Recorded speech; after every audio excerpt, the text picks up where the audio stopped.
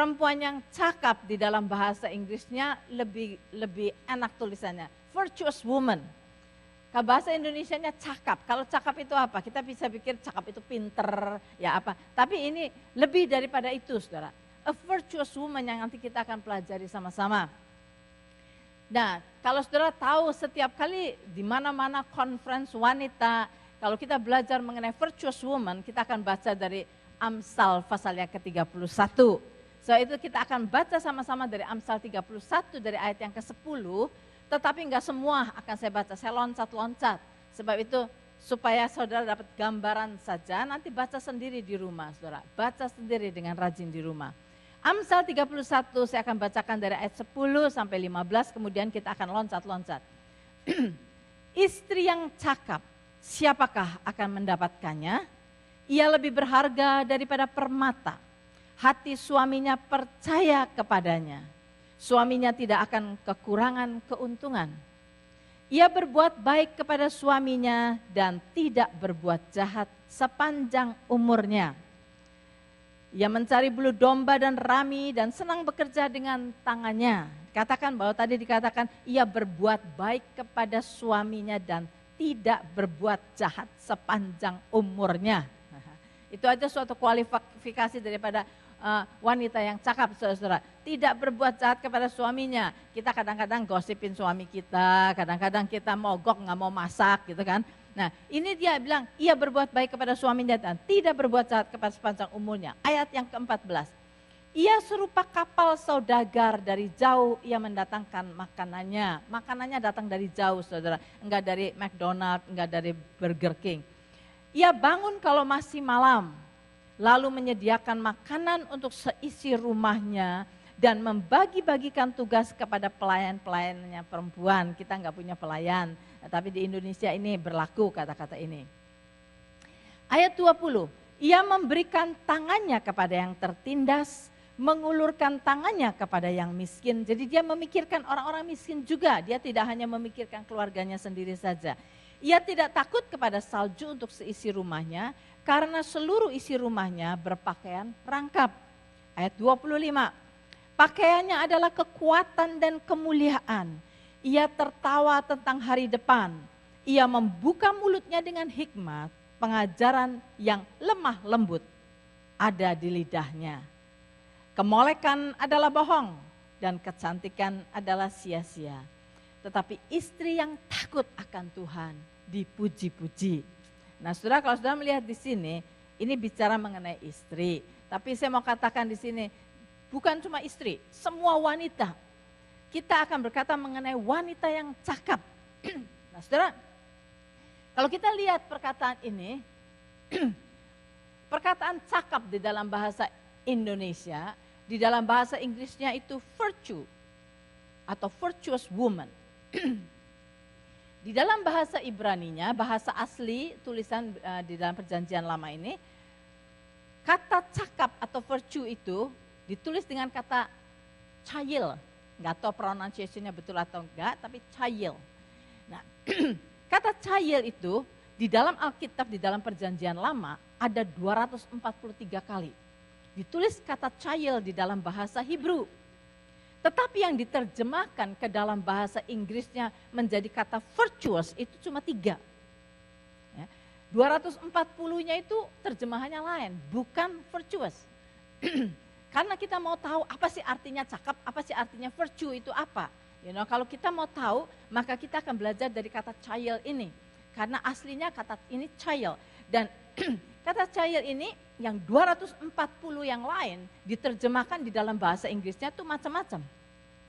Tetapi kita akan melihat intinya. Dikatakan terjemahannya adalah army. Kata child seringkali diterjemahkan army.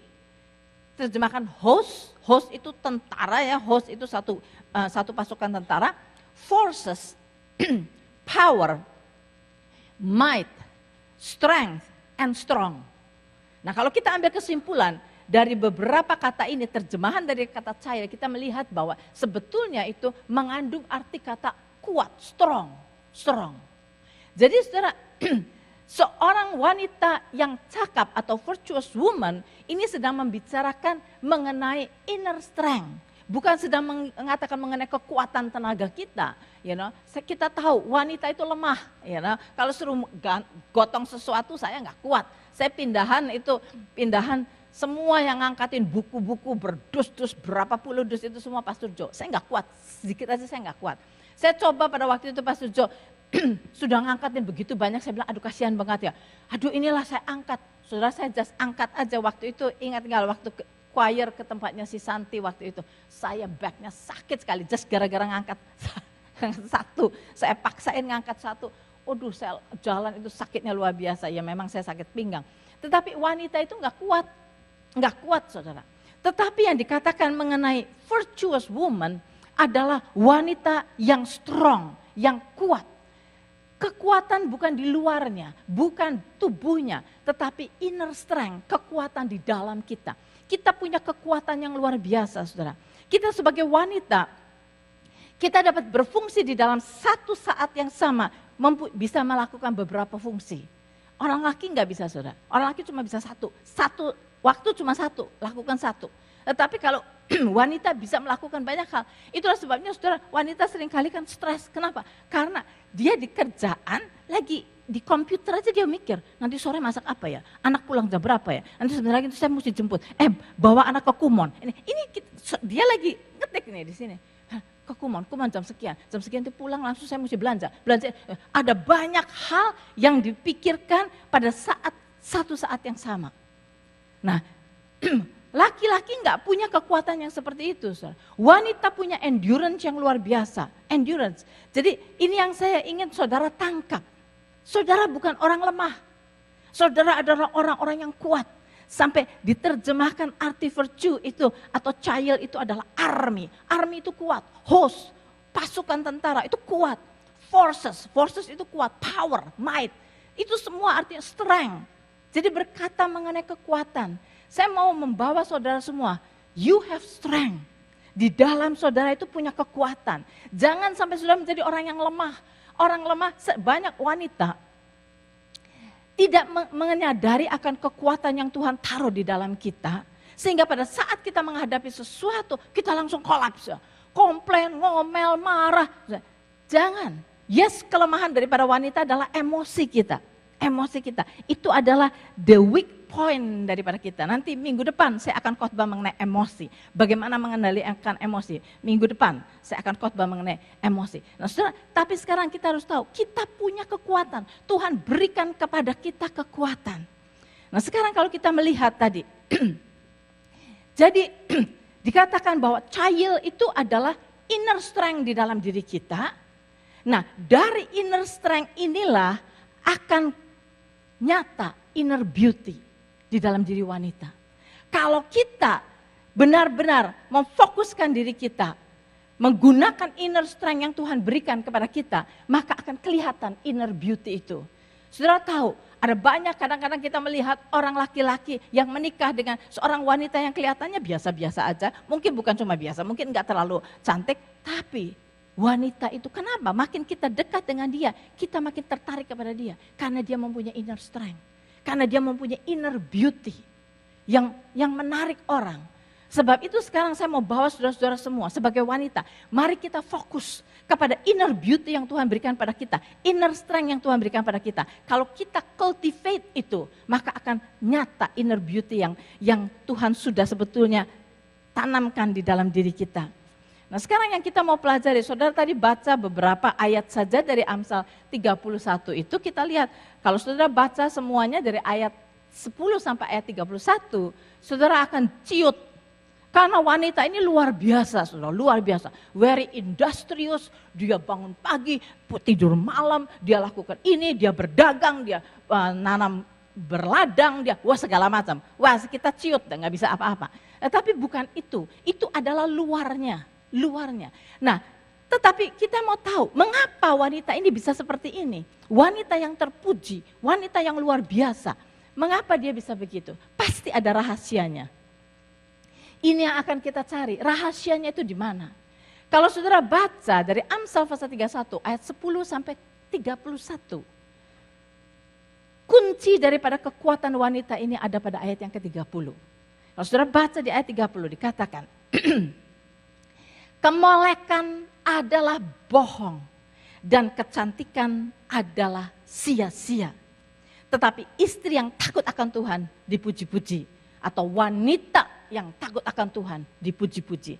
Nah, saudara, kembali kita lihat di sini.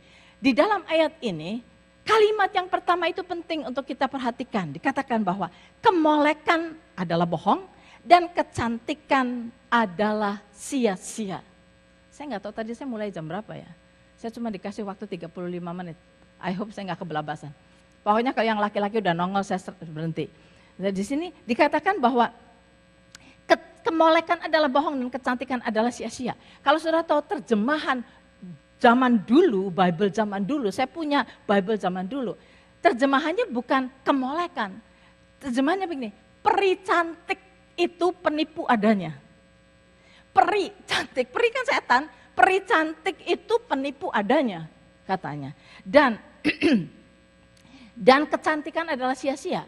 Jadi sudah jelas di sini katakan sesuatu yang ugly, dikatakan kemolekan adalah bohong dan kecantikan adalah sia-sia. Nah, mengapa kalimat itu dahulu yang ditulis di sini? Karena kita mau mengaku atau tidak mengaku, wanita itu banyak shopping, banyak apa semua buat apa? Buat luarnya, saudara. Buat build up kemolekan, build up kecantikan di luarnya. Wanita banyak fokus ke situ. Itulah sebabnya beli pakaian ganti lagi. Di closet sudah pakaiannya sudah ada 500, masih beli lagi. Ada yang lebih baru lagi, itu modelnya lebih baru lagi, beli lagi. Kenapa? Karena kepengen pakai yang bagus, supaya cantik, supaya molek. Dan kita tanpa disadari, kita seringkali fokus kepada luar kita. Fokus kepada luar kita. Nah, di sini Tuhan mau berkata kepada kita, jangan fokus kepada itu. Jangan fokus kepada itu. Karena di sana kan, tetapi wanita atau istri yang takut akan Tuhan dipuji-puji.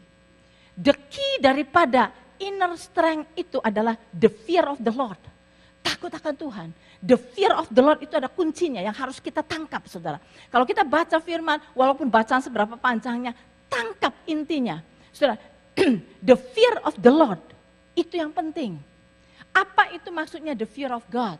The fear of God itu bukan takut dipanis. Aduh, saya nggak mau berbuat salah, saya nggak mau berbuat dosa. Nanti tahu-tahu dihukum Tuhan. Oh, nanti Tuhan marah, nanti ada kutuk datang ke saya. Bukan takut seperti itu, bukan. The fear of God atau takut akan Tuhan itu adalah reference to God.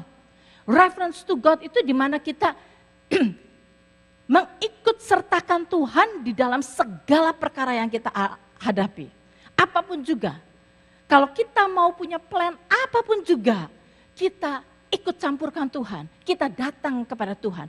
Kalau kita menghadapi jalan buntu, kita datang kepada Tuhan. Kalau kita tidak tahu apa yang harus kita lakukan, kita perlu hikmat, datang kepada Tuhan. Reference to God in every step yang kita mau lakukan.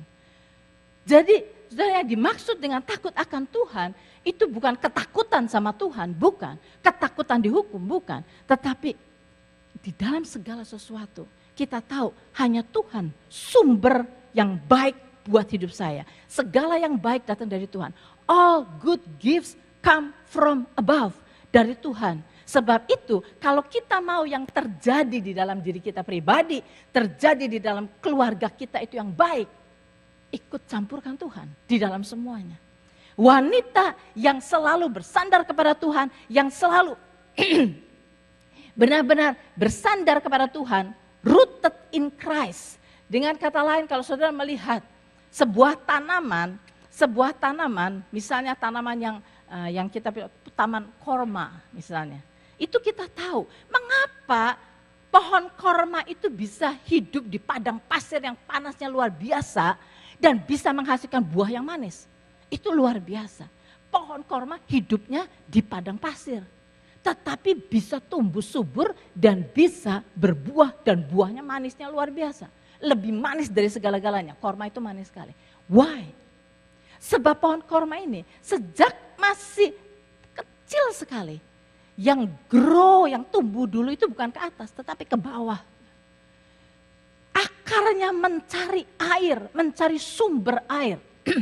akarnya turun ke bawah terus. Sampai begitu terkena sumber air, baru tumbuh ke atas. Dan segala yang naik ke atas itu, sumbernya adalah air yang dia temukan itu. Dari akar itu mengisap air, mengisap nutrition, mengisap semuanya untuk pertumbuhan pohon itu. Sampai dia bisa berbuah, buahnya manis.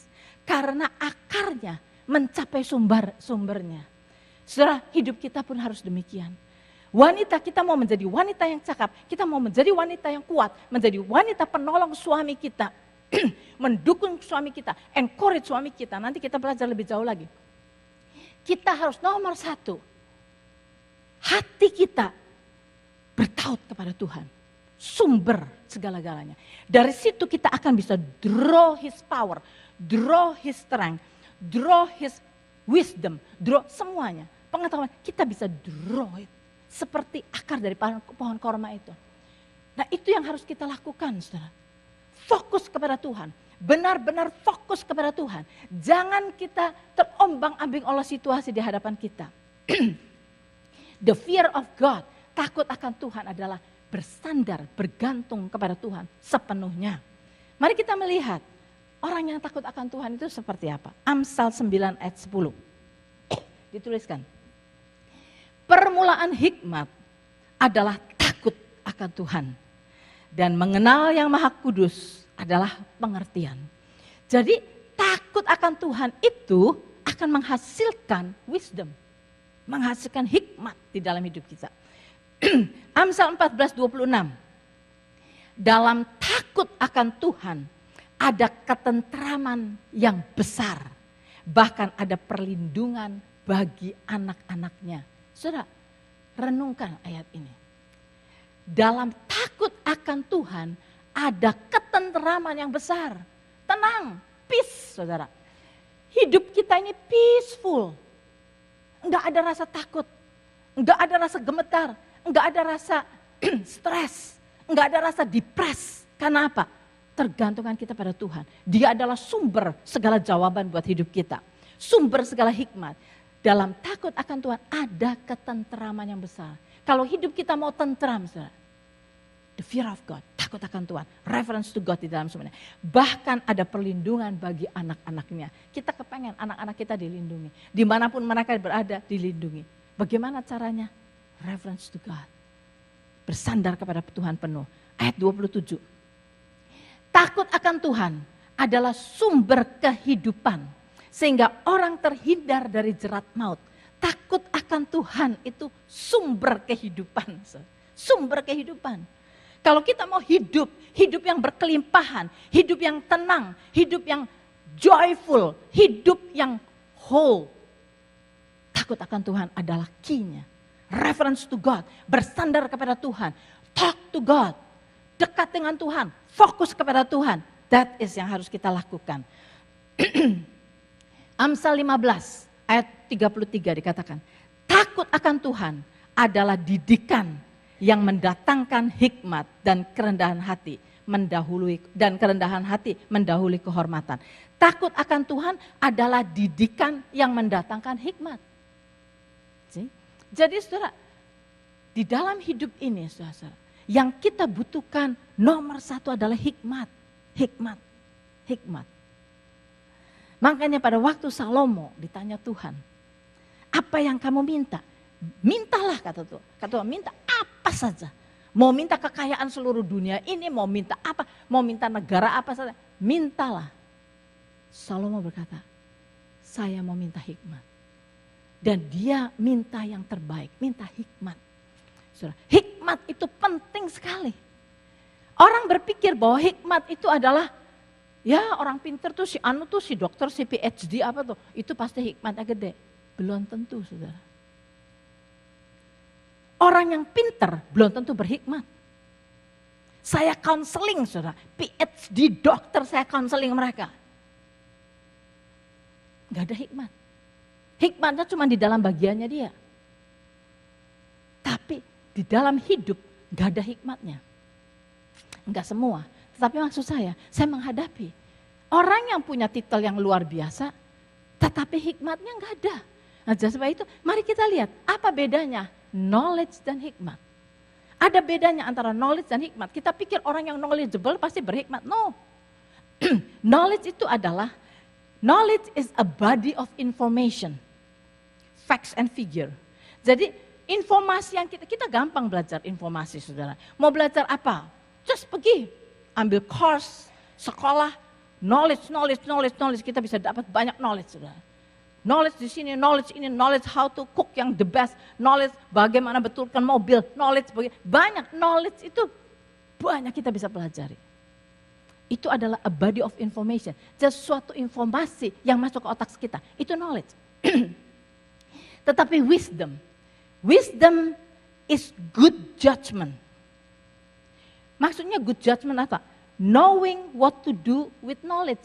Jadi gini, kita bisa punya banyak knowledge. Tetapi hikmat adalah kalau kita bisa menggunakan knowledge itu pada tempat yang tepat, pada waktu yang tepat, di dalam situasi yang tepat. Itu adalah wisdom. Karena kita bisa punya knowledge banyak, tetapi makanya salah. Makanya ke orang yang salah, makanya di dalam situasi yang salah, makanya dengan cara yang salah, itu nggak ada wisdomnya. Semuanya bisa kalang kabut. Tetapi kalau kita punya hikmat, kita tahu bagaimana menggunakan knowledge ini untuk situasi ini, di dalam waktu yang ini, di dalam situasi yang ini, di tempat yang ini, dia tahu persis. Sehingga pada waktu kita melakukannya, cespleng sudah berhasil. That is hikmat. Kita butuh hikmat. Kita butuh hikmat. Sebab itu Tuhan berkata kepada kita agar supaya kita minta hikmat. Dan orang yang takut akan Tuhan itu akan mendapat hikmat. Karena dia berhubungan dengan sumber daripada hikmat itu. Berhubungan dengan sumber daripada hikmat itu. Sehingga hikmat Tuhan mengalir kepada dia. Saudara, Tuhan, di dalam Tuhan, apa yang merupakan kebodohannya Tuhan, itu adalah jauh lebih hebat daripada kepintaran manusia. 1 Korintus pasal 1 ayat 25 dikatakan begini. Because the foolishness of God is wiser than man. And the weakness of God is stronger than man. See, kalau sumber kita itu Tuhan, kelemahan Tuhan yang paling lemah itu lebih kuat daripada kekuatannya manusia. Jadi kalau kita benar-benar reference to God, takut akan Tuhan, kita itu sudah mencapai sumber di mana segala kebutuhan hidup kita akan terpenuhi. Seperti itu. Sebab itu Tuhan juga berkata di dalam Yakobus 1 ayat 5. Tetapi apabila di antara kamu, kata Tuhan, ada yang kekurangan hikmat, hendaklah ia memintakannya kepada Allah yang memberikan kepada semua orang dengan murah hati dan dengan tidak membangkit-bangkit. Maka hal itu akan diberikan kepadanya. Jadi sadari kalau kita kurang hikmat. Saudara, kalau kita sudah ketakutan menghadapi sesuatu krisis, kita sudah aduh stres, depres. Itu because kita kurang hikmat. Sebab kita tidak tahu bagaimana menghadapi hal yang menimpa kita nggak tahu. Sebab itu kita dikuasai oleh hal yang menimpa kita. Hal ini sangat berat buat kita, ya secara manusia berat. Tetapi kalau kita bersandar kepada Tuhan, Tuhan yang akan memberikan pada kita hikmat untuk bisa melihat situasi ini dari mata Tuhan. Semuanya sepele di mata Tuhan, saudara. Don't fokus, saya seringkali berkata, jangan fokus kepada besarnya problem. Jangan fokus kepada kejahatan manusia, tetapi fokus kepada kebesaran Tuhan. Fokus kepada kebesaran Tuhan. That is takut akan Tuhan. Dan saudara akan mendapat hikmat dari Tuhan. Nah sekarang kita belajar mengenai ini semua. Kita belajar mengenai jadi wanita yang kuat. Karena saudara, pada waktu Tuhan menciptakan Hawa, Tuhan berkata begini, aku akan menciptakan seorang penolong bagi Adam. Jadi kita ini manusia wanita itu diciptakan untuk menolong suami kita, bagi yang punya suami. Untuk menolong, bukan untuk menjatuhkan, bukan untuk menekan suami kita, bukan untuk ngomelin suami kita, bukan untuk marah-marahin suami, tetapi untuk menolong suami kita, penolong. Nah sekarang gini, sudah bisa bayangin, penolong itu adalah orang yang kuat saudara. Jadi jangan dipikir kita ini lemah. Kalau misalnya seorang mau ngangkat barang, nggak bisa, nggak kuat. Kemudian ditolong oleh seorang, dia angkat dari sini, sehingga bisa dibawa ke satu tempat. Penolong itu nilainya besar sekali. Jangan kita bayangkan kalau Tuhan katakan penolong itu pembantu, kemudian kita bilang pembantu atau apa. No, penolong. Penolong itu kuat, yang berdiri di samping suami kita. Nah seorang wanita yang mempunyai inner strength, a virtuous woman, wanita yang cakap, itu seperti apa di hadapan suaminya? Amsal 12 ayat 4. Amsal 12 ayat 4 dikatakan, istri yang cakap adalah mahkota suaminya. Mahkota suaminya. Nah saudara sekarang mulai mikir, saya ini mahkota suami saya atau bukan? Mahkota itu apa fungsinya saudara? Mahkota itu fungsinya apa sih? Kalau saudara ada beauty pageant, ya semua wah hebat pakai segala macam menunjukkan dirinya seperti apa cantiknya dan semua. Misalnya ada 50 pengikut, orang masih melihat semuanya sama. Sampai terpilih seseorang yang kata orang dia paling cantik, paling luar biasa, kemudian dikasih crown, dikasih mahkota. Begitu dikasih mahkota, dia beda daripada yang lain. Lain daripada yang lain. Derajatnya naik, lebih tinggi daripada yang 49 lainnya kan. That is mahkota gunanya. Kita dengar ada raja di India atau di mana yang sering kali menyamar. Malam-malam dia pergi, masuk ke kampung-kampung, ke tempat orang-orang miskin. Dia mau tahu kehidupan orang miskin. Dan dia menyamar menjadi orang kebanyakan. Tentunya dia nggak pakai mahkota. Nah pada waktu dia menyamar seperti itu, orang kampung yang uneducated dan semua itu enggak tahu dia siapa. Mungkin dia bisa maki-maki si raja itu. Karena raja itu kelihatannya biasa. Tetapi begitu raja itu memakai mahkotanya, pasti semua orang kaget. Wah, ternyata dia raja. Semua orang akan tunduk, derajatnya langsung naik. Saudara, mahkota. Dikatakan Amsal 12 ayat 4, istri yang cakap adalah mahkota suaminya. Jadi membuat suaminya dihormati, membuat suaminya lebih ditinggikan oleh orang-orang. Itu adalah maksudnya.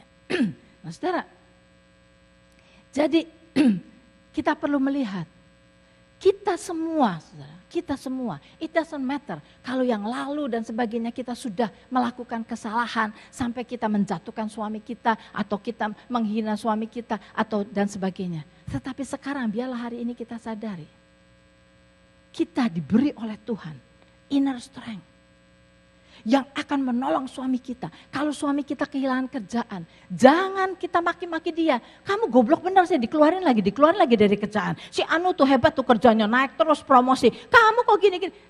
Itu salah. Justru pada saat dia susah, kita bilang, by God's grace, saya percaya kamu akan dapat kerjaan yang lebih bagus. Ayo, saya percaya kamu bisa, kamu mampu, kamu bisa. Bukan karena kamu kepintaran, tetapi karena Tuhan beserta denganmu. Dan kita akan encourage suami kita. Believe bahwa Tuhan itu bisa melakukan hal yang besar. Sebelum waktu saya habis. Mungkin saudara sudah dengar ceritanya. My sister-in-law. Di sini ada Lani juga my sister-in-law. Tapi ini yang satu saudara, Tin. Istrinya Gideon. Dia tahu, dia saya lihat. A virtuous woman. Dia Saya melihat seorang pendoa yang benar-benar hanya Tuhan fokus daripada hidupnya. Dan mungkin saudara sudah dengar ceritanya bahwa satu kali bisnis mereka kebakaran, pabriknya kebakaran sampai habis. Dan itu hutang itu bisa bagaimana bayarnya nggak tahu. Ratusan ribu US dollar. Nah, saudara, bukan salah mereka kebakaran, bukan kecerobohan mereka, just happen kebakaran itu terjadi. Nah, di dalam keadaannya seperti itu, sudah jelas kan, orang stres. Bagaimana di Indonesia, mana insurance ada? Nggak ada insurance. Ya biarpun ada juga nggak tahu dibayarnya seberapa. Dan dia sudah nggak bisa apa-apa. Nah, di situ boleh dibilang choice cuma dua. That's it. Sudah bisnisnya tinggalin aja bisnisnya, ya mesti bayar terus utangnya atau apa. Tetapi Tin ini berdoa, saudara. Tanya Tuhan. Dia tidak menjatuhkan suaminya, dia tidak marah-marah, dia tidak stres, dia tidak ngomel-ngomel, dia berdoa. Tanya Tuhan, meminta dari Tuhan wisdom. Dan saya lupa, either dia mimpi, saya mungkin Lani ingat, atau Sin atau Wiwi ingat, either dia mimpi atau dia lihat penglihatan. Si ada saudara-saudaranya semua, saya ceritanya nggak boleh salah. Ada yang menyaksikan, ada Sin, ada Wiwi, ada Lani di sini. Saya lupa, either dia melihat penglihatan atau dia mimpi. Dia yang penting dia lihat, dia ada di mobil kijang dia. Dia punya mobil kijang putih. Dia sedang ada di dalam kijang putihnya. Kemudian dia lihat kijang putih ini, di depan dia ada 2 gunung yang tinggi sekali. Enggak mungkin bisa dijajaki sama kijang ini. Dia lihat ke belakang, dia lihat jurang di belakang. Itu yang dia lihat. Nah, dia harus ambil keputusan, ke belakang atau ke depan. Ke belakang udah jelas masuk jurang. Satu-satunya, ya biarpun gunung 2, cobalah, mesti dicoba dijajaki, siapa tahu bisa naik. Dan dia jadi setir mobil itu maju ke depan. Makin dia mendekat gunung, itu gunung yang 2 itu yang begitu tinggi, makin dia mendekati gunung. Ternyata dia bisa melihat di antara 2 gunung itu ada celah. Ternyata gunung itu tidak seperti ini, tetapi gini dan yang satu di belakangnya. Jadi ada celah bisa masuk. Saudara, akhirnya dia bisa melihat, dia bisa masuk ke celah itu untuk keluar dari trap itu. Dari situ dia dapat revelation, dari either visi itu atau dream itu dia dapat revelation. Teruskan bisnis itu. Jangan mundur ke belakang, teruskan. Dan di situ mereka meneruskan bisnisnya. Cuma sekarang, yang tadinya karena Gideon itu very talented, dia bisa bikin pintu diukir, bisa bikin meja diukir, bisa bikin pulpit diukir, bisa bikin semua. Dia bisa bikin segala macam, dia very talented. Tapi sekarang dia fokus hanya satu, mengenai ayat-ayat. Sudah tahu ayat-ayat yang ditaruh di situ? Hanya itu saja. That is the wisdom dari Tuhan. Dan dengan fokus hanya satu ayat, just bikin ayat itu saja. Sekarang bisnisnya jadi luar biasa. Negara-negara order. Mau tulisan dari bahasa Jerman, tulisan bahasa Hebrew, tulisan bahasa, semua dari country-country itu sekarang bisnisnya luar biasa majunya. Nah saudara, itu karena apa? Karena pada saat krisis terjadi, reference to God. Just bertaut pada Tuhan. Tanya, Tuhan, apa yang harus kami lakukan? Apa Tuhan? Nah banyak wanita panik. Waduh, mati kita, nggak bisa bayar. Anak kita bagaimana? Ada uang sekolah bagaimana? Aduh bagaimana nih kita? Dan dia mulai ngomel ke orang, semua orang cerita-cerita. Ada apa ya, dah kita sekarang lagi bangkrut nih. Banyak orang perempuan, susah. Tenang. Be still and know, kata Tuhan, that I am God. Just datang kepada Tuhan. Lord, show me the way.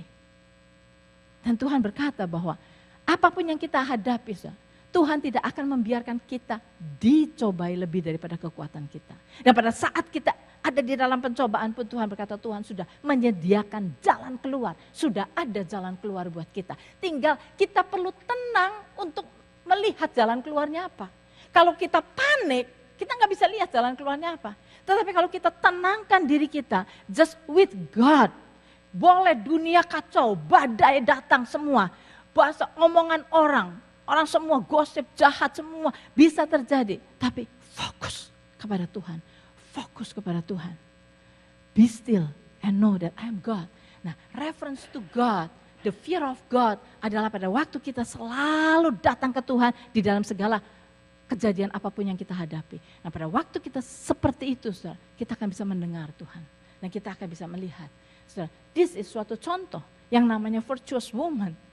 Saya bisa melihat itu. Nah, jadi yang Tuhan mau agar supaya kita ini sadar bahwa istri yang cakap adalah mahkota bagi suaminya. Yang tidak mempermalukan suaminya. Yang tetapi yang mengangkat derajat suaminya. Yang akan membuat suaminya dihormati. Nah, kalau kita blew it, maka suami kita akan direndahkan karena perbuatan kita. Tetapi kita bilang, oke, saya adalah penolong. Saya percaya, saya bisa berhubungan dengan Tuhan untuk menerima apa yang dari Tuhan. Supaya saya bisa menolong suami saya. Kadang-kadang saudara, suami saudara di kerjaan menanggung tanggung jawab yang besar. Yaitu dia harus provide the family, harus apa. Dan bingung kadang-kadang. Fokus itu cuma satu yang dia fokuskan, tahu-tahu collapse misalnya. Nah, kalau tidak ada seorang penolong yang mengangkat dia, tugas kita adalah mengangkat dia, bukan menjatuhkan dia, bukan menekan dia, tetapi mengangkat dia. Itu adalah tugas dari seorang istri. Tapi kita akan bisa punya kemampuan itu kalau kita cuma satu, fokus kepada Tuhan. Seperti tadi akar korma itu, sampai kepada sumbernya. Dan kita harus belajar setiap hari, saudara, to draw the wisdom from God. Draw the power of God. Draw the urapan daripada Tuhan. Draw semua yang kita butuhkan. Knowledge, semua kita sedot dari Tuhan. Karena kita berhubungan dengan Tuhan. Dan kita akan mengalami hal yang luar biasa di dalam hidup kita.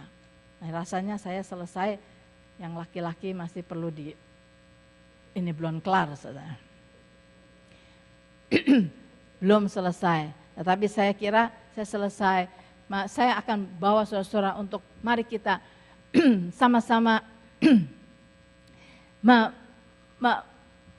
menenangkan diri kita di hadapan Tuhan. Dan mari kita lihat diri kita selama ini. Mari kita tundukkan kepala kita dan kita datang dengan humble di hadapan Tuhan untuk kita bertanya, Tuhan, where am I sekarang ini? Saya ini ada di mana, Tuhan? Mungkin saudara berkata, ya keadaan saya punya istri, suami yang jahat, saya punya seperti ini. Tapi saudara-saudara ingat, Tuhan kita adalah penolong kita. Tuhan dari Tuhan kita akan mendapatkan pertolongan. So itu jangan kita fokus kepada kejahatan orang, jangan kita fokus kepada kejelekan orang. Mari kita fokus kepada Tuhan. Dan kita berkata, Lord, sebab Engkau berkata pertolonganmu datang daripadamu. Sebab Engkau yang berkata bahwa hikmat datang daripadamu. So itu saya sekarang mau datang kepadamu. Saudara perhatikan, where are we sekarang? Where are you? Melihat kejadian-kejadian masa lalu kita. Saya ini sebenarnya ada di mana? Sebenarnya kesalahan saya di mana? Sebenarnya kekurangan saya di mana? Dan kemudian kita bisa sama-sama berdoa kepada Tuhan. Renungkan, jangan sampai hari ini cuma lewat begitu saja. Kita sedang ingin menjadi a virtuous woman, wanita yang cakap. Yang menjadi mahkota buat suami kita. Bapa, Engkau melihat anak-anak-Mu di dalam gereja-Mu ini. Kau melihat jumlah kami lebih banyak daripada the men di dalam gereja ini. Dan kami tahu Tuhan karena Engkau memberikan hati kepada wanita-wanita untuk tertarik kepadamu. Lebih spiritual daripada laki-laki. Sebab itu Bapak kami ingin agar supaya Karunia yang Engkau anugerahkan kepada kami ini tidak kami lewatkan, tidak kami sia-siakan. Kami ingin pakai Tuhan ini untuk just melekat kepadamu. Melekat kepadamu. Kami mau meminta hikmat yang daripadamu. Kami minta kekuatan yang daripadamu. Kami minta urapan yang daripadamu. Kami minta kebisaan yang daripadamu. Untuk hidup menjadi wanita yang mighty.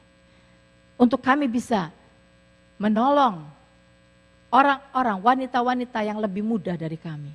Untuk kami bisa membimbing mereka melalui contoh hidup kami. Agar supaya kami sekalipun jangan menjadi batu sandungan. Dari titik hari ini Bapak, kami minta agar supaya Engkau pegang tangan kami. Berikan kepada hati kami hati yang melekat kepadamu, yang bersandar kepadamu penuh. Sehingga kami bisa draw your love, your forgiveness, your strength Tuhan, your wisdom. Kami bisa draw dari Engkau, kekuatan semuanya. Agar supaya kami bisa bagikan kepada orang-orang di sekeliling kami.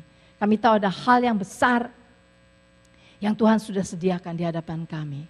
Kami ingin fulfill Tuhan, fulfill segala rencanamu di dalam hidup kami.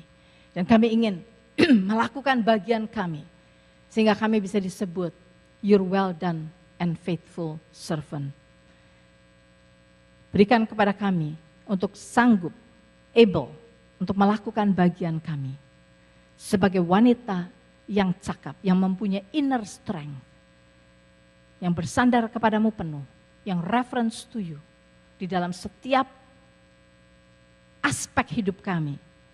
Kami tidak melewatkan Engkau Tuhan. Tetapi kami bersandar kepadamu penuh.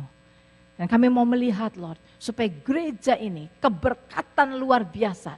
Karena setiap woman di dalam gereja ini bersandar kepadamu penuh. Sehingga hikmat yang daripadamu akan mengalir di dalam hidup kami satu persatu. Sehingga gereja ini juga akan menjadi lebih dan lebih lagi melakukan hal-hal yang luar biasa. Karena kami mengambil peranan seperti yang sudah Engkau tetapkan. Menjadi a virtuous woman. Wanita yang mempunyai inner strength, yang bersandar kepadamu penuh. Terima kasih Bapak. Thank you Lord buat kasih karuniamu. Terima kasih buat pimpinanmu. Terima kasih untuk mengingatkan kami pada hari ini. Bless us all Tuhan. Kami berkati Tuhan semua wanita-wanita